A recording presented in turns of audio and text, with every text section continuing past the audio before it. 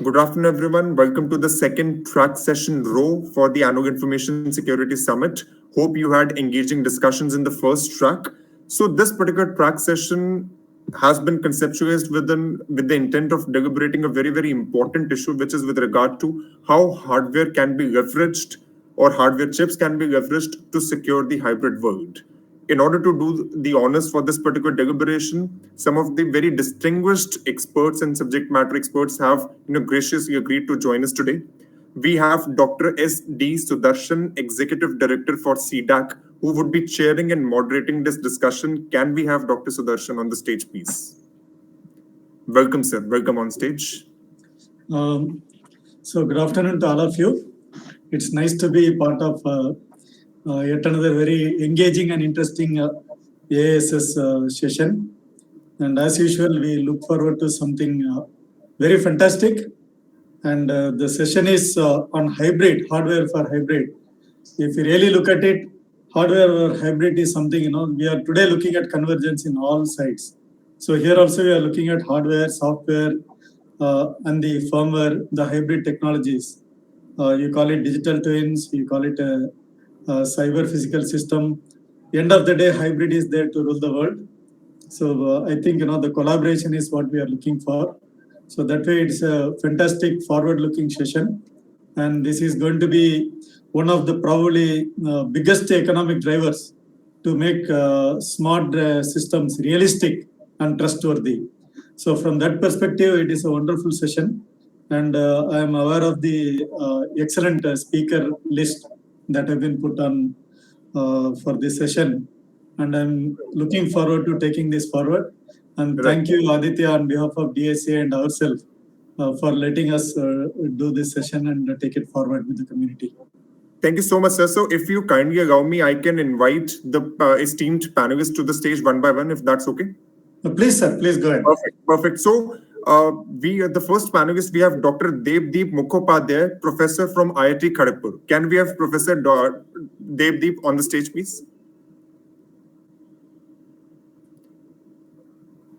So we are not. Yes, thank you, sir. Thank you for joining us on stage. Then we have Dr. Anirban Sen Gupta. Dr. Anirban is Associate Professor, Computer Science Department for IIT Indore. Can we have Dr. Anirban on stage, please?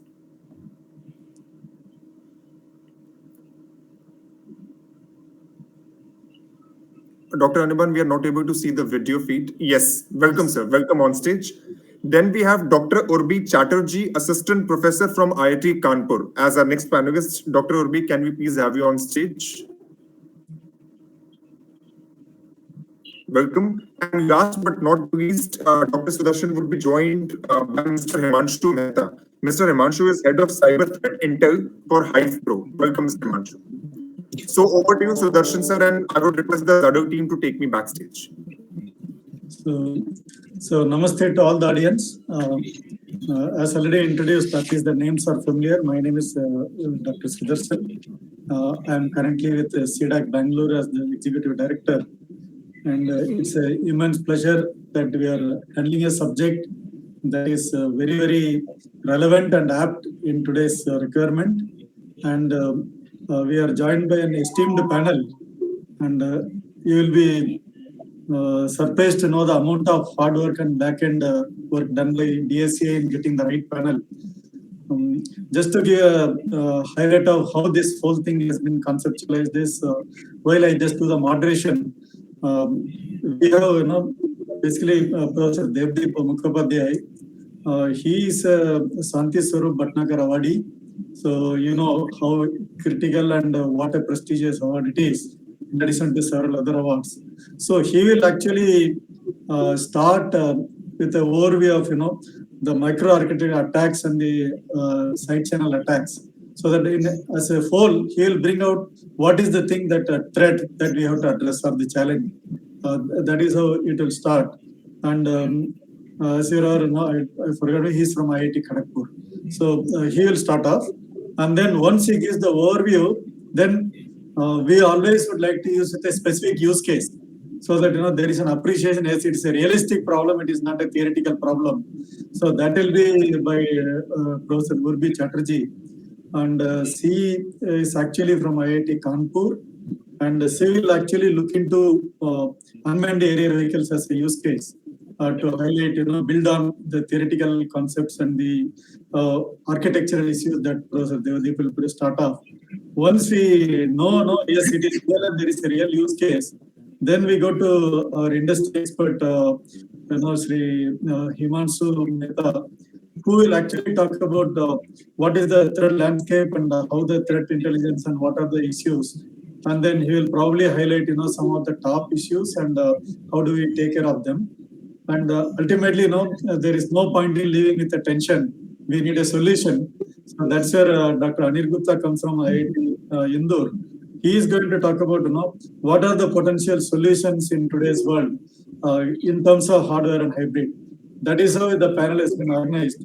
So we have three people from three different IITs on top of the rack, and supported by ably from industry.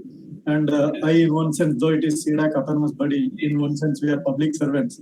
So this panel also is basically covers the triad of academia, industry, and government. So that way it's a beautiful session. And so let me start off by requesting Dr. Devdeep to give a brief intro about himself. What is the overarching theme in terms of attack surface and what are we in for? Professor Devdeep. Yeah. So first of all, thanks, Dr. Sudarshan, for wonderfully organizing and initiating this panel, and thanks to DSA and all of you for inviting me. So I would like to mention that hardware security essentially started with the hope that we will be able to kind of plague various kind of vulnerabilities which exist on software implementations of algorithms or security solutions.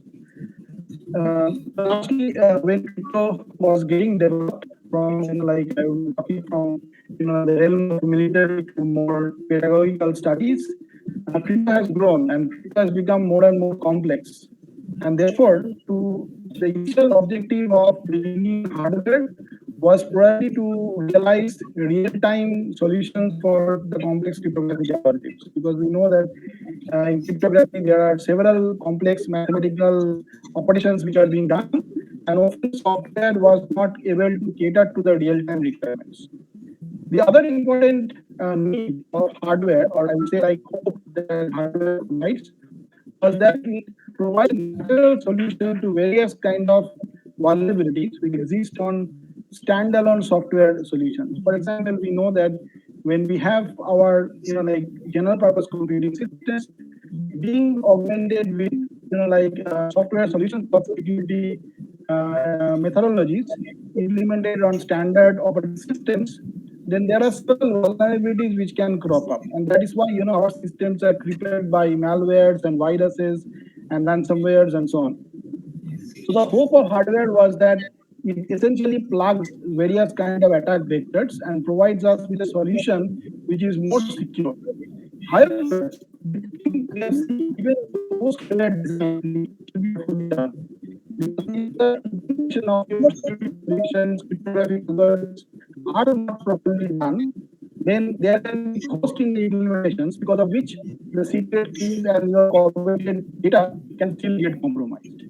And this brings us to this wonderful topic, or I would say like interesting topic that I have been working on, which is essentially on cycle attacks, microarchitectural attacks. For example, most of us have been hearing, I would say, about the terms of Spectre and Weldon, which have shown the world that 20 years of our design techniques of high performance computing systems have been vulnerable to various attack vectors which were not really unearthed by the designers.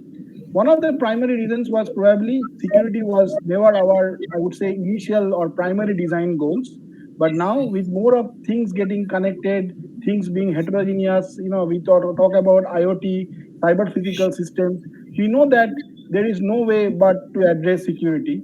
And I would say their hardware essentially has a very crucial role to play, not only because it gives us opportunities of real-time performance, but also it can provide us with much secure solutions, albeit if the design principles are properly adhered to.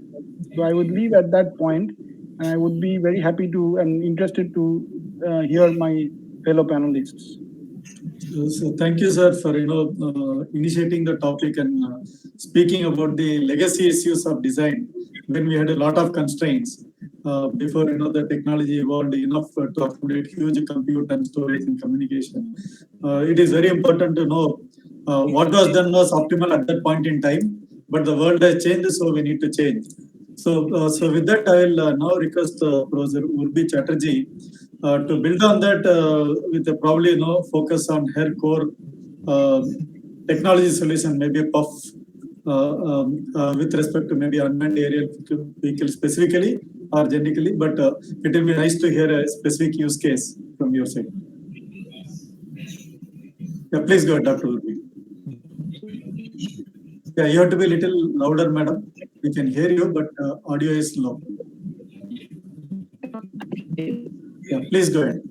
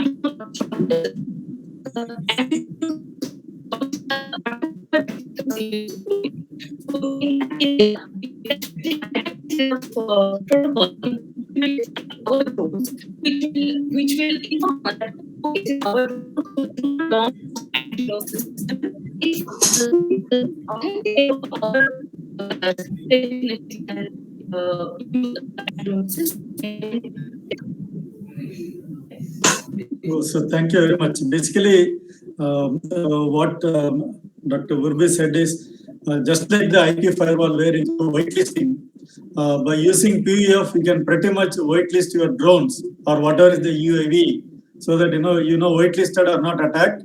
Anything not whitelisted, they are into a zone where that can be attacked. So that's a very nice way of putting it up. Thank you for bringing the crux of the solution in a short time.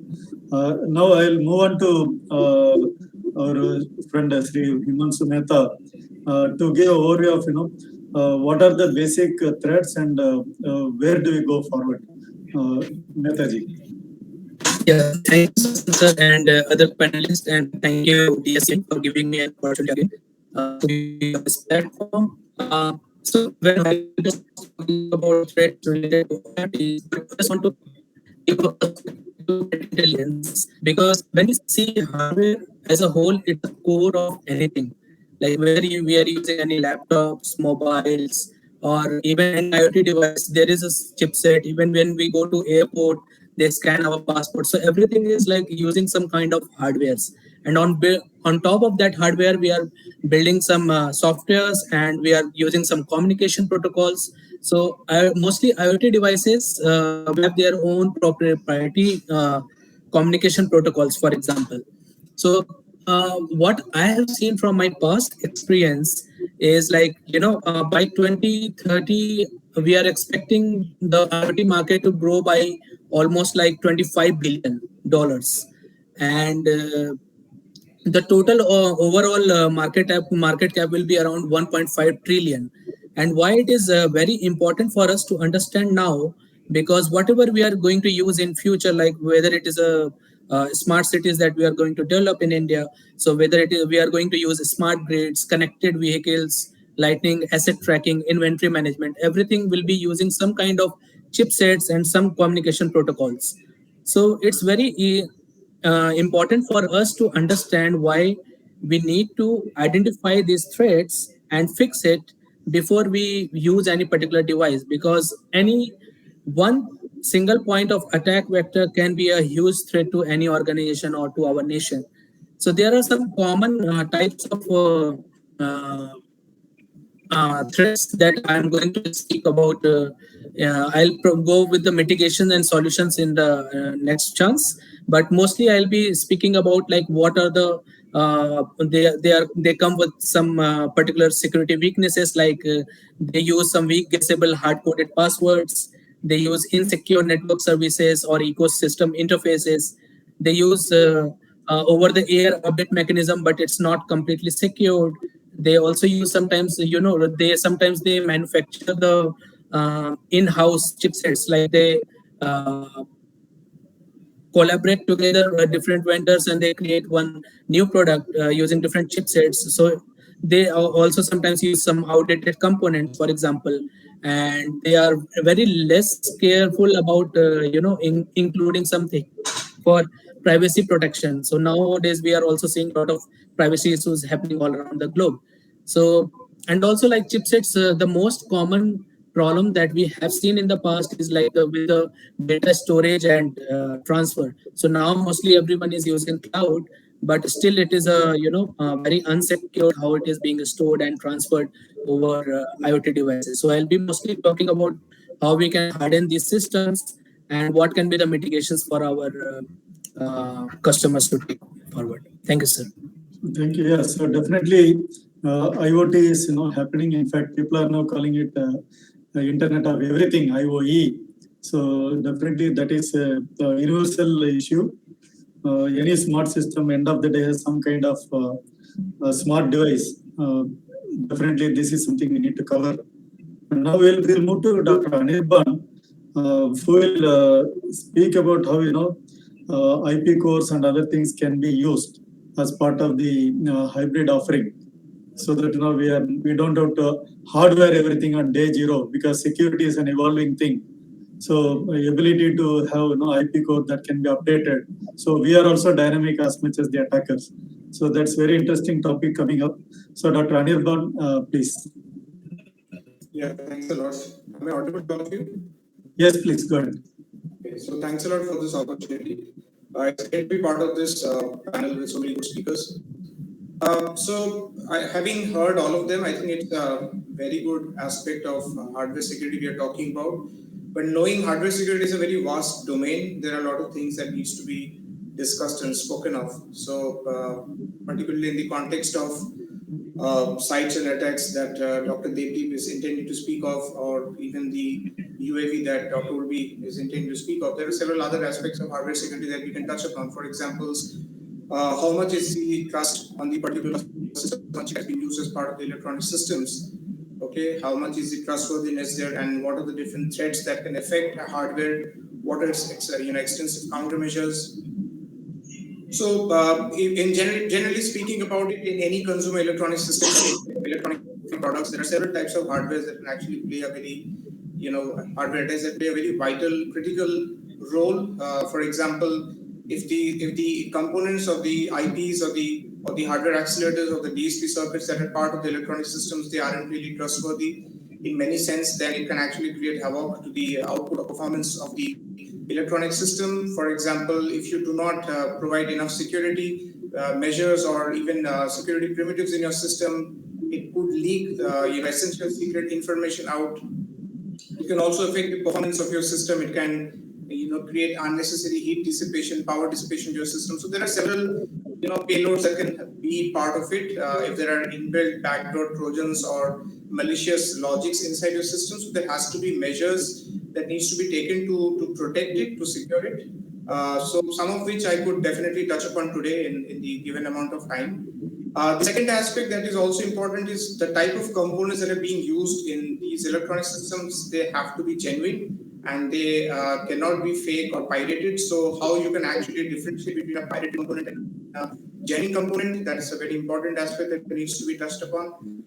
What can you do to block your reverse engineering so that, using reverse engineering as a medium, how can these backdoor logic trojans be inserted, or how can these, counterfeited designs be made, or could it cause an IC overbuilding? All those aspects can also be touched upon in today's discussion. So I would certainly like to speak of some of these technologies that we have developed in-house and some of these which are going around the world in different places. I'm pretty sure Dr. Devdeep and Dr. Urbi are aware of those things, especially in University of Florida Cybersecurity Center. There are several tools that have been hosted by us, from IIT Kharagpur, from IIT Indore, and several other IITs. So they are all taking care of the different threats at different levels of abstraction and also in different phases of the IC design chain and in the design process. So yeah, so that's pretty much what I intend to speak, and I would be glad to answer questions. Yeah. So thank you so much, Dr. Anirban. So before we move on, probably there are the topic itself. We have heard a kind of a very high-level glimpse of few things touched upon. There are various ways in terms of implementation. We have, for example, trusted execution environment. We have trusted platform module. Then we have the hardware security module. So we have a number of variants in the way things are implemented. Then we have, microprocessors, microcontrollers, then FPGAs, then ASICs, then the co-processors. Again, a bunch of solutions that are possible to the way it is implemented.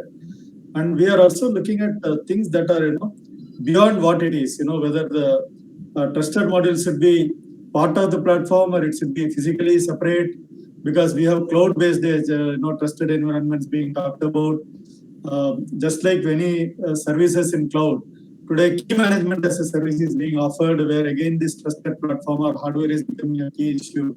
So if you look at it, the playground is really open and vast, and the innovation opportunities are extremely large. And given that, it is, please do not, blame us for the limited thing we are covering, because while we are aware, we are also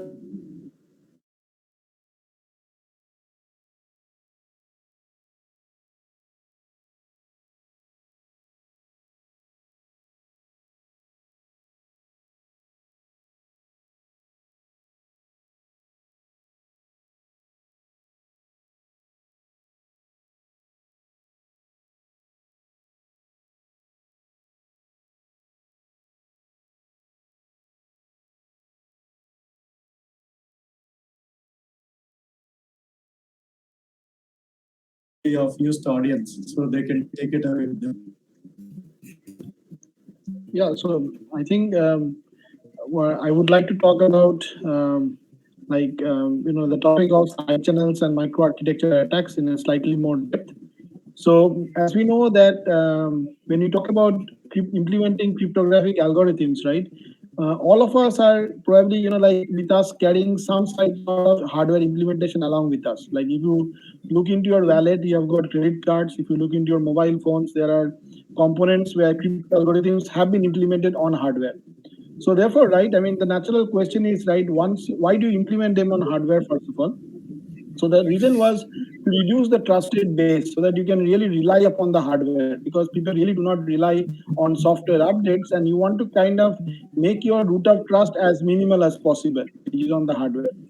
So based on that, we have been designing various kind of crypto systems like elliptic curves, RSA, or like even the AES advanced encryption standard on hardware.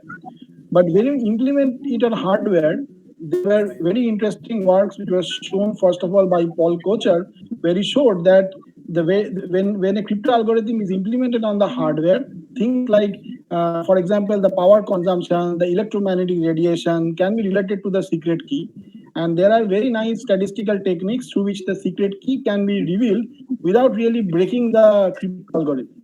So it is not really an attack on the crypto algorithm, but on the defenses of your hardware systems. So therefore, it is extremely important when we are implementing a crypto algorithm on the hardware, we take care of those, I would say, like lessons that we have essentially probably amassed over the last 20 years or so, and try to ensure that our implementations are secured against such kind of attacks. For example, you will probably you will not find any credit card on the market which is implemented without those protections. So therefore, those protections are extremely crucial, and they are also taken by the industry where it matters, to the best of my understanding.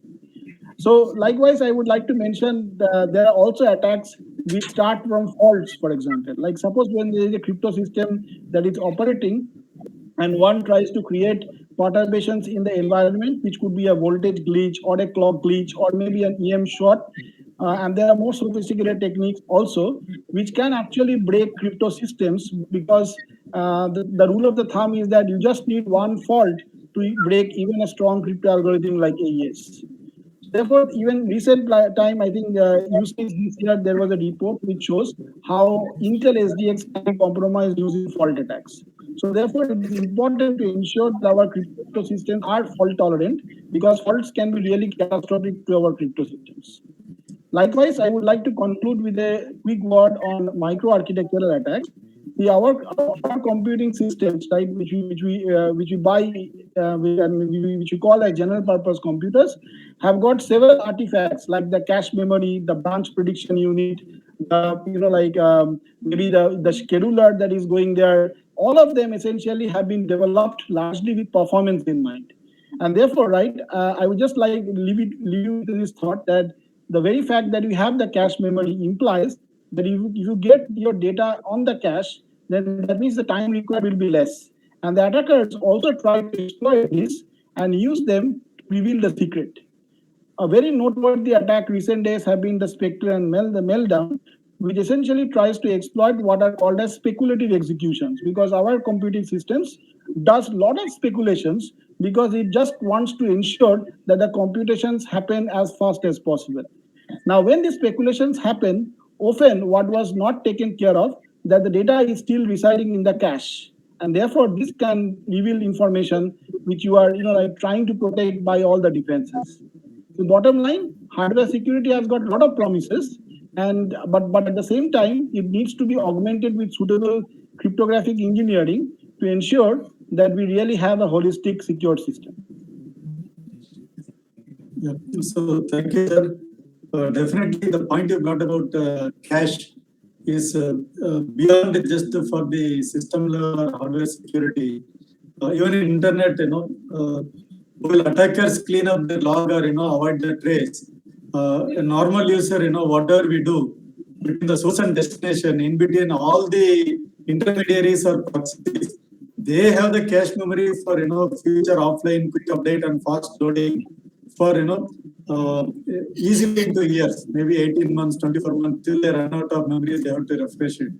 So definitely, it's a right place. It's more like unshredded papers. They were left in dustbins in the olden days. So all you have to go to is go to the dustbin and collect.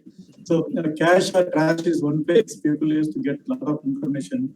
So it is very, very pertinent that when it comes to hardware, those who are into the game, they actually know where to look for. So it is very easy for them to find. So this is an aspect to be kept in mind. Definitely a wonderful point you have brought out.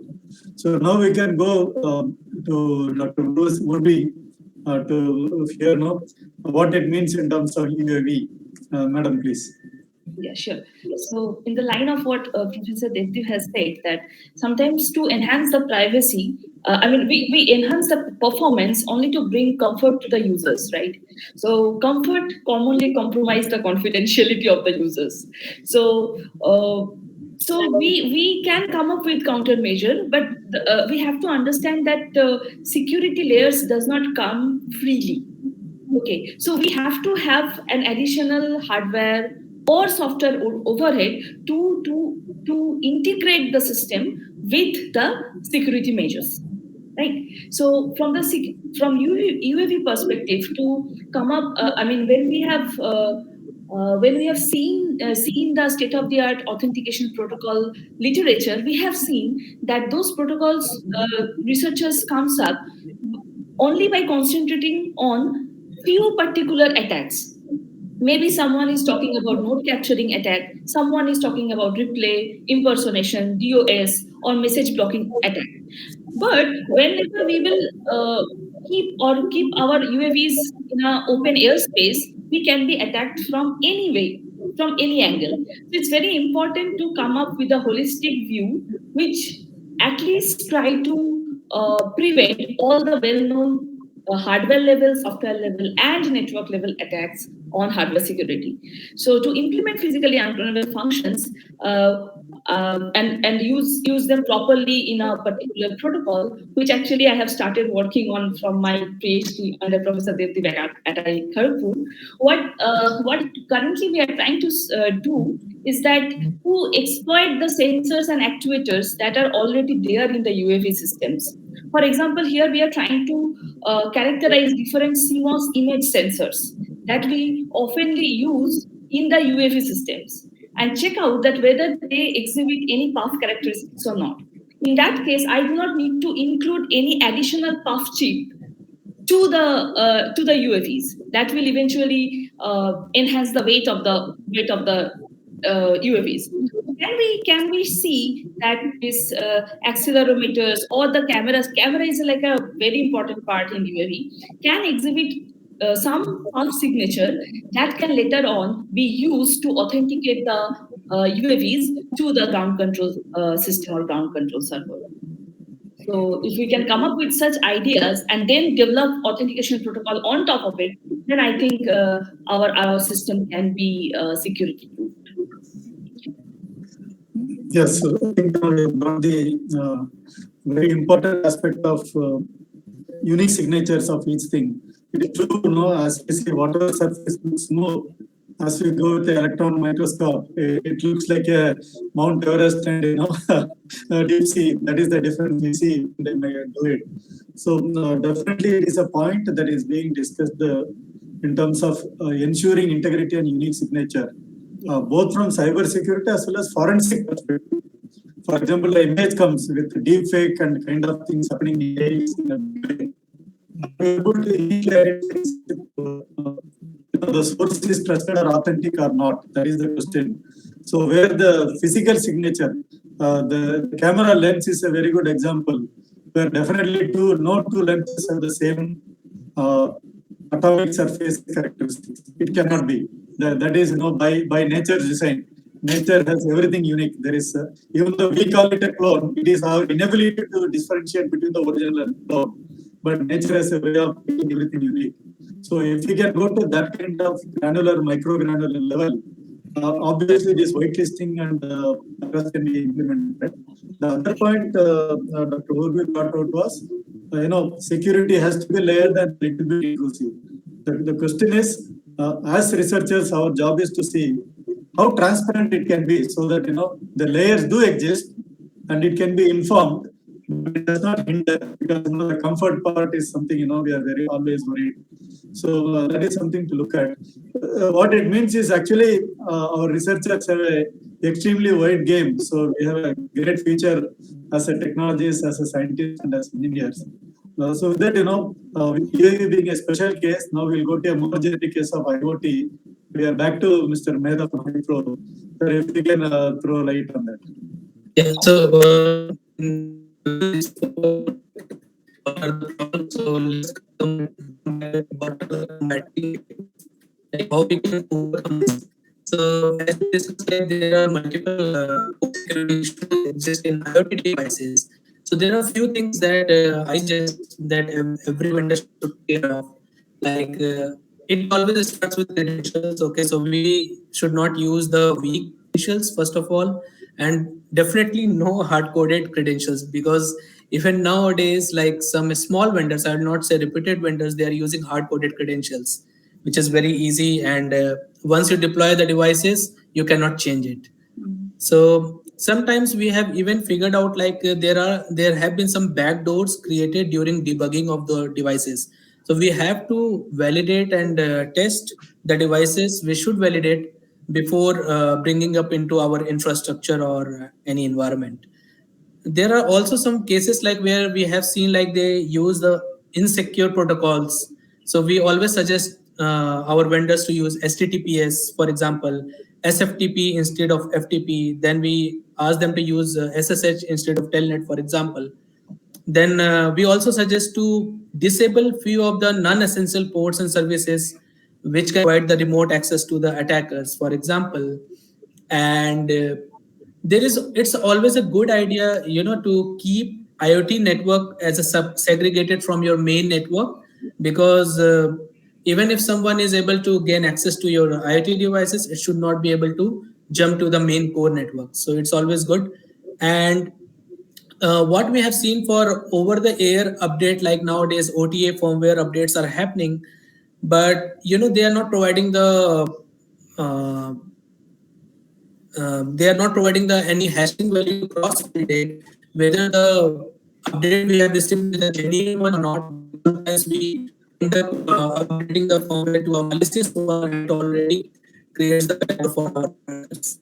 And now, since we are using nowadays the cloud environment, as Doctor already has explained, like we should adhere to the principle of least privilege, and we should always block access to the S3 bucket, because I think nowadays everybody is aware about what S3 bucket can do. So apart from that, we should also ensure that we should refrain from the legacy technologies, and we should not use any pirated components or something like which other panelists have already brought upon. And on top of that, I would also suggest we should use some decryption mechanisms when data is at rest or it is in transit, because sometimes we see like during transit they're using encryption, but when data is at rest it is still like vulnerable and they're not using any kind of encryption mechanism to save the data, for example. Then there are some of the default settings that we should look upon in the devices. So what happens like during testing, like some debug ports or something might be open, but during manufacturing and when we are putting it for the deployment process, we should cross check. All vendors should cross check that debugging port should not be open, because it's the easiest way to get into the IoT devices according to my experiences. And last but not the least, we should understand that it should not be able to modify any device. So it should be like tamper proof. What if somebody is trying to break physically the device should clear all our data from the device? So it should be tamper proof. So we should use these similar techniques to protect against the IoT devices. And I think Dr. Sudarshan will give you a better overview of overall hardware security. Yeah, thank you. So thank you, Mehtaji. This is you touched upon various aspects that are generally not practiced. Actually, these are best practices, well known but not adopted. So, if you remember, some years back, the infamous Minda attack, basically a default password known to the world, and in spite of the fixes available, it kept on attacking for years. Even today, it will be able to attack if some systems are still non-patched. So definitely, best practices is something you have to look at it. And as you rightly pointed out, data should be taken care to its life cycle, not just the storage or transit or even destruction. So those are the things to keep in mind. This is something cybersecurity awareness. I think both Government of India with various agencies, DSA through its COE on cybersecurity efforts are on. As of today, even SIDAC is leading the information security education and awareness campaign. However, like Professor Urbi pointed out, the comfort comes into the play, we are compromising and we start over trusting, because now it went to 3 times, 4th time we just let people in. So that is something to be stopped. There is a very good saying that no, I trust you, but I need to verify. So that trusted but verified. That second part, once we start implementing, I think overall security posture will increase. At least the only determined attackers we need to hive off, the amateur or walk-in can be kept at bay. That is what I think is very important. Good point that you have brought up. Now, Dr. Anirban, on how to get appropriate IP core, addressing both security aspect as well as need to protect, because many of the devices are personal. If you look at a lot of hardware is in medical devices, so that we can treat a patient, we get the update on what is the say blood sugar level and things like that. So the privacy comes to picture. There are a lot many issues like that. So I request Dr. Anirban to highlight some of the aspects and solutions. Yeah, see, I just wanted to start off with that we are actually surrounded by a lot of these smart electronic devices. We are talking of these digital cameras, camcorders, smart tablets, smartphones, and everything. And these smart electronic devices usually have several third-party intellectual property cores as part of the SoC design.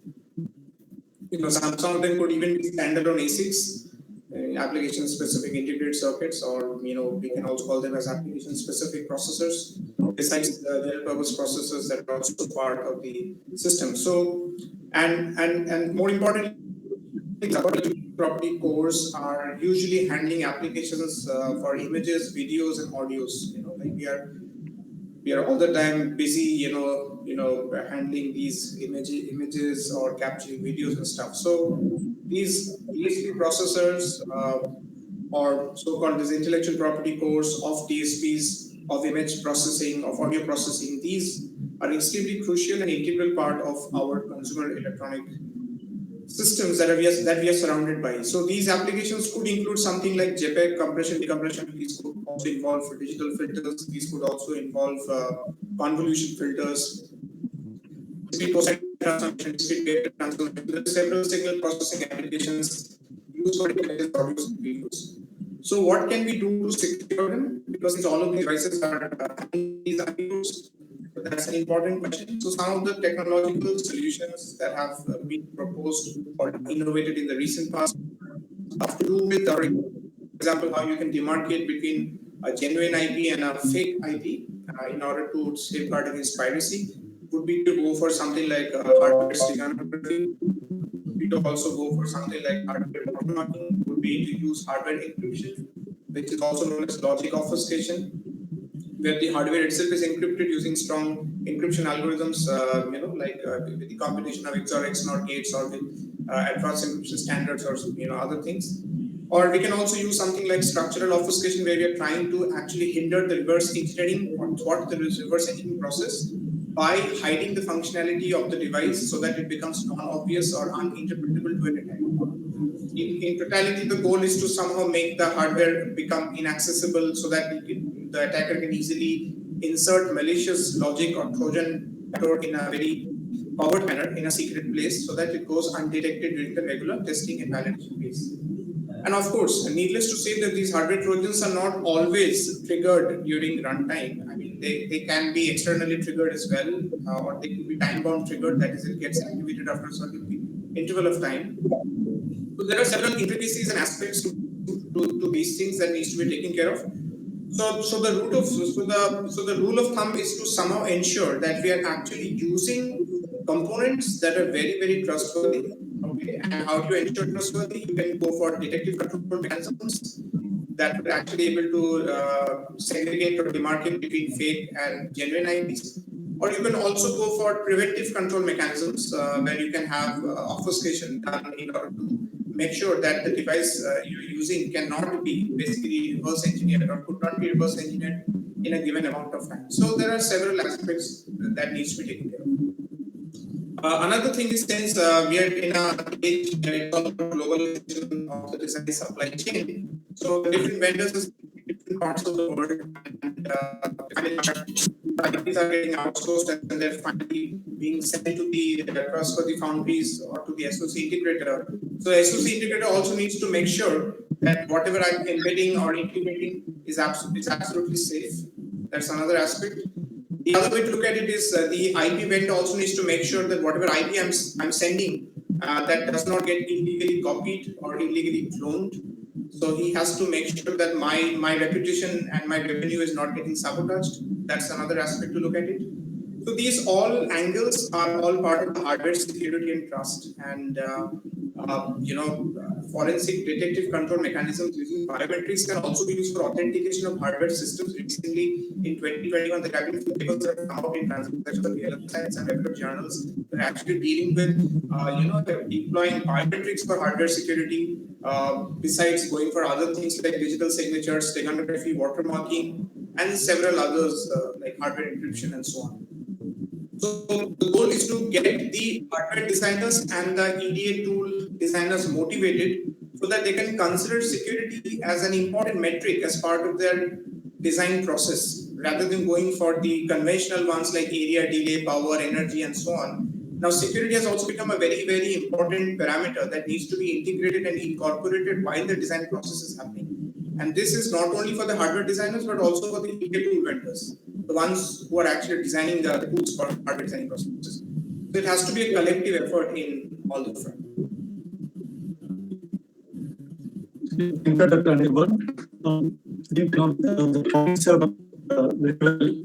One aspect that was very clearly covered was security has to be part of the design.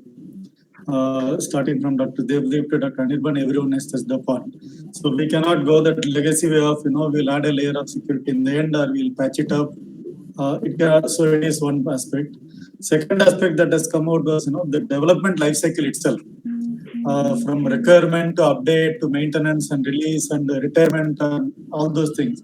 The entire thing has to be nicely process controlled so that the debug version versus release version, there is appropriate measure taken. It is not just compiler automatically optimizing a debug to release only for comments or text part, but it is all about what kind of test vectors, hard-coded things are there, code that could be possibly open or that can be opened very easily using an API, and disabling internal API, developer API versus end user API.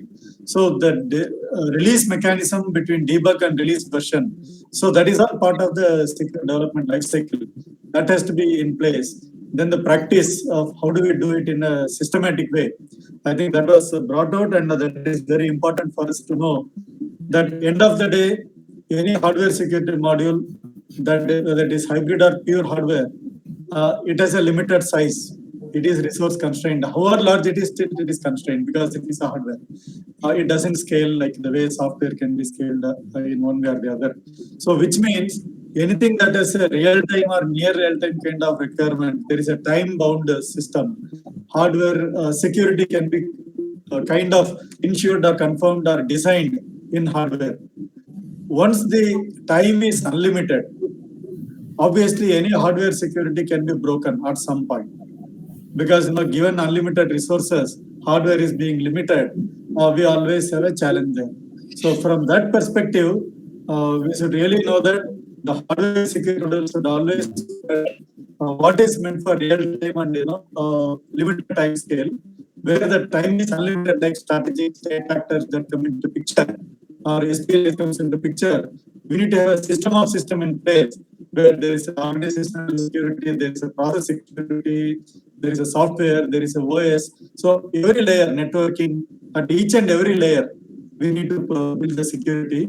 So as a end user, we have to really look into points where we definitely look at real-time or near-real-time kind of time-bound things where hardware security can provide the perfect solution. Where it is indefinite time resources available and all, we should consider a systematic approach. So in the past year of time, we'll stop here. Yeah. Say a few comments. So, but I leave it to Aditya to see whether we have Right. So thank you so much. But unfortunately, we have run out of time. So would request if of course, the excellent discussion, but whatever the points or comments that have been stated in the chat, if we can take them offline, that would be great, sir. So, Mr. Harshit, definitely, we do see your point. I agree with because, AISS is always a practice session, and we used to have tea breaks to discuss, but here, it has to be virtual chai. So, let us discuss on the chat. So, thank you very much, all the esteemed panelists, and thank you, Casey and Aditya, and all the sponsors. and very thankful to all of you. You all have a nice day. Namaste. Thank you so much, sir. Thank you so much, everyone. Thank you. Thank you. Thank you.